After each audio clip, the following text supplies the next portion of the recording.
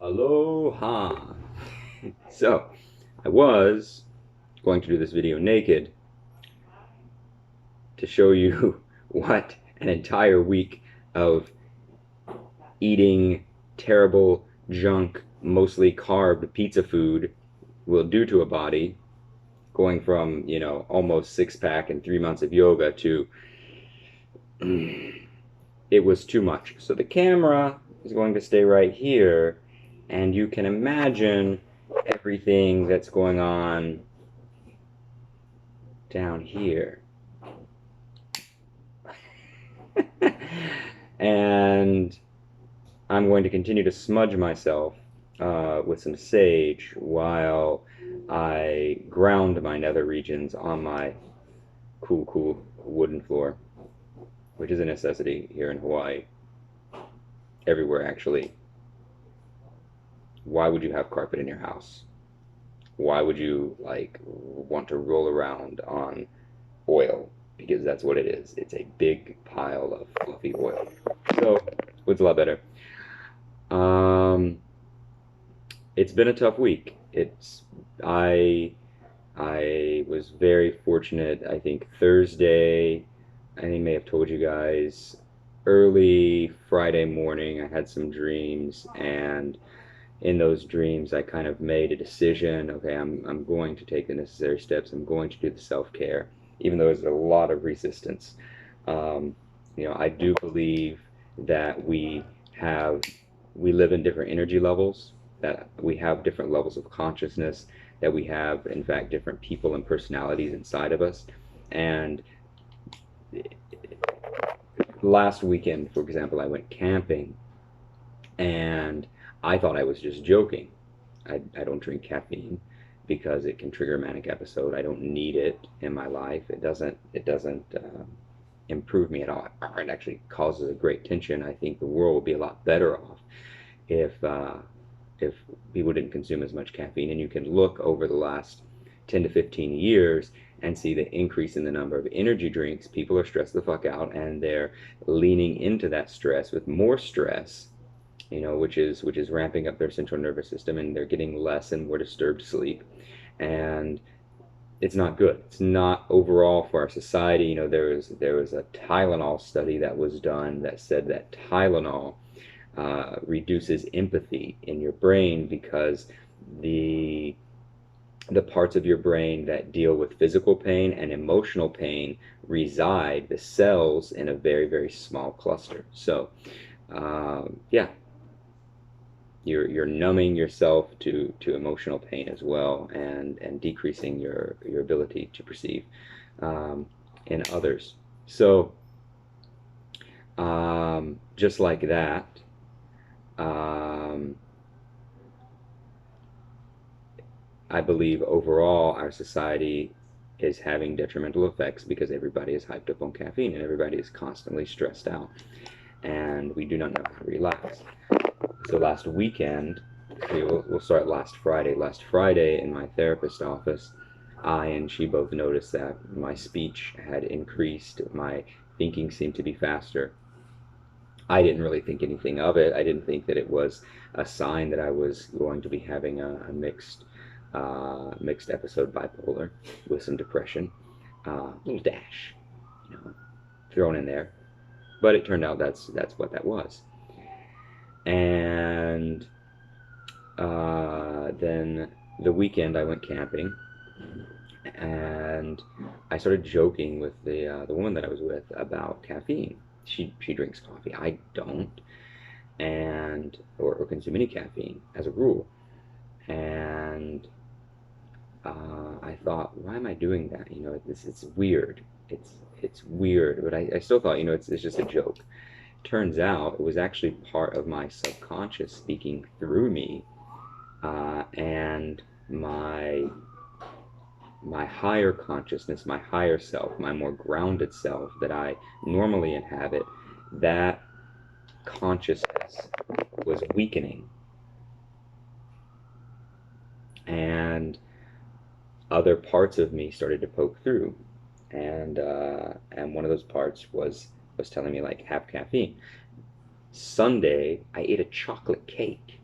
Whole thing, okay, tiny little. It was vegan chocolate cake. Still, I ate a chocolate cake. I don't eat sweets either. And I'm pretty sure I ate more food that day in general. And I was thinking to myself, why am I doing this? And it still didn't occur to me at that time. And this is where a extra component of journaling needs to take place for me, and maybe in your life as well, is charting your mood and behavior. So not just, usually my evening journaling is what happened that day, but it's not really a recounting necessarily of how I'm feeling emotionally and physically, which I need to do. I need to throw that in with the mix of just having goals so I can monitor these things, because Monday I had a huge crash and um, ended up, like I said, ordering a Domino's pizza, 2 liter of Coke, scarfed the whole thing down. Still felt like out of my body, way in my head area, and in control, out of control of my ability to make positive decisions. Tuesday, ate 2 Domino's pizzas. Wednesday, I had a Whole Foods frozen. Yeah, I went to Whole Foods at least. Whole Foods frozen pizza. Um, but I think I upped the amount of caffeine that I had. And then Thursday, I started calming down again. And Friday is where I made the decision. And so I called my therapist. We had an appointment scheduled that day. This is Palo Santo. It smells delicious, and it can be found at all of your fancy hippie purveyor stores, even Whole Foods. And she walked me through some grounding exercises that I had been reluctant to do because other parts of my consciousness were running me, and they were informing my decisions, and they had taken control and hijacked my system. Oh, this is so good. And I smudged some sage, sat on the floor. Um, I had already planned to go to yoga in the afternoon in a park here in Hawaii, which I did. Did it without a yoga mat so I could be as close to the ground as possible. And just like the dream that I told you guys that I had with my grandmother giving me a plant that I ate, including the dirt, I went to my friends and I went to a vegan cafe afterward, and I ate a bunch of raw vegetables, which has been grounding for me. So I feel a lot better today. I feel a lot more in control. I'm getting ready to go out on a hike to a waterfall, roll around in some mud. The interesting thing is, this week I also started studying French again, which I haven't done since I had my manic episode back in March, April. I started um, I started writing songs again and singing terribly on ukulele, beautifully on ukulele. One day you guys will get to hear. And it's interesting how those things are combined with one another. That I still feel more creative when I am hypomanic. I have more energy. Even last night, going out with my friends to dinner, I was much more gregarious. I was funnier. I was faster. Even one of my friends remarked on just like how fast my thought process was, especially coming up with a joke. And at the end of the day, though, I feel better grounded, and I feel more in control, and I feel like ultimately, once I figure this thing out, that I will be more successful. I am more successful being grounded. I am more successful being in control.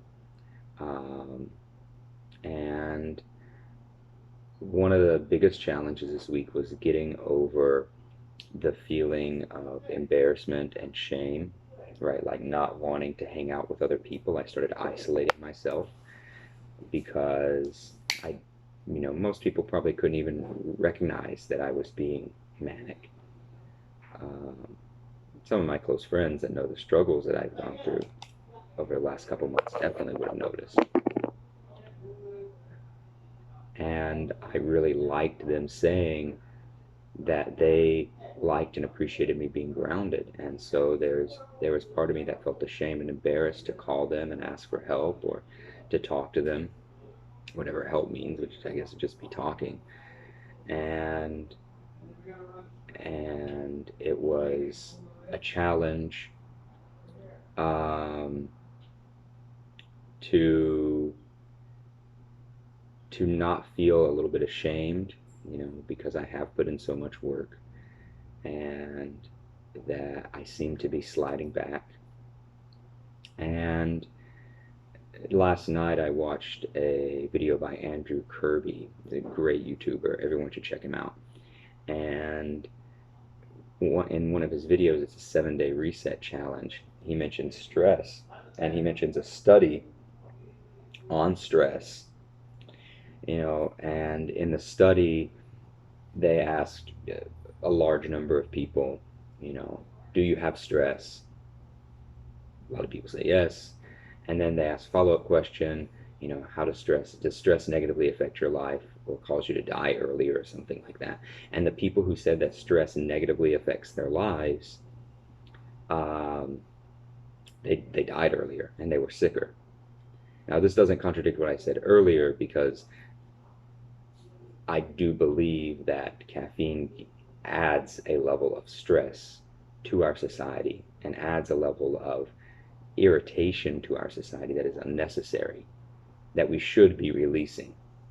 But it also made me think about my journey with bipolar, and how maybe I could use a little bit of reframing and say, you know what, I am moving forward. It is a challenge, but it's like doing handstands. It's like doing, whatever. I was going to say sit-ups, but God, I wouldn't do a sit-up. Maybe not after all this pizza. We're going to see.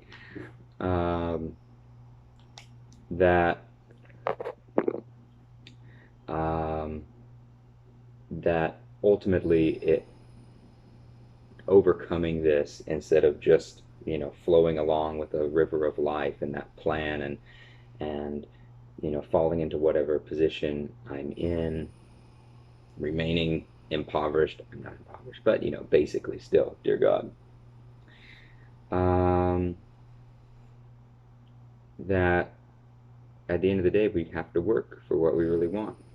And that's part of the journey of being here on Earth. And we can choose to, be a consumer and be in someone else's pocket and cedar, do what somebody else says, or we can choose our own path and climb to the top of that Maslowian pyramid and find the truest expression of ourselves.